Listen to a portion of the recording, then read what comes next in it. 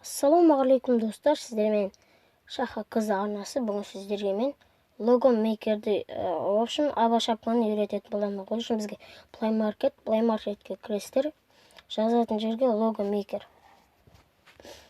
Енді лого мейкер открыть. Мен бастым осы приложениені. Бастым не? Еспорт. Кіресіздер.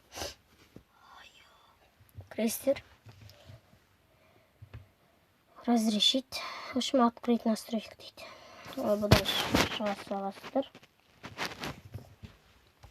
Біріншісін басасыздар. Біріншісін басқанда өзіңіз ұнайтын фотоны аласыз. Оны үлкейткіңіз келсе үлкейтесіз. Текстті басасыз. Ағылшынша болса ағылшынша атыңыз, YouTube каналыңыз. Қазақша болса қазақша. Шаха Кызы. Неке адыны басасыздар, аққа шығарасыздар да. Қазақша болса сіздердікі текст осыны басасыздар.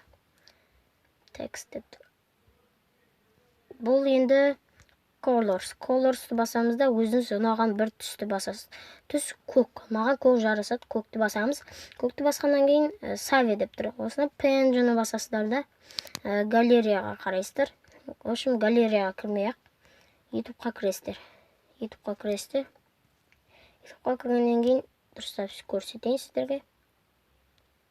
Дұрыстап көрсеткенде мінекей мой канал. Мой каналды басасыздар, изменитті басасыздар. Және ана төбесінде не тұрады? Фото. Фотоға загрузить фотокрові с устройства дейді. Осыдан кіресіздер да, мінекей. Мен осыны кіремін. Осыны сохранить етемін. Сохранить етемін.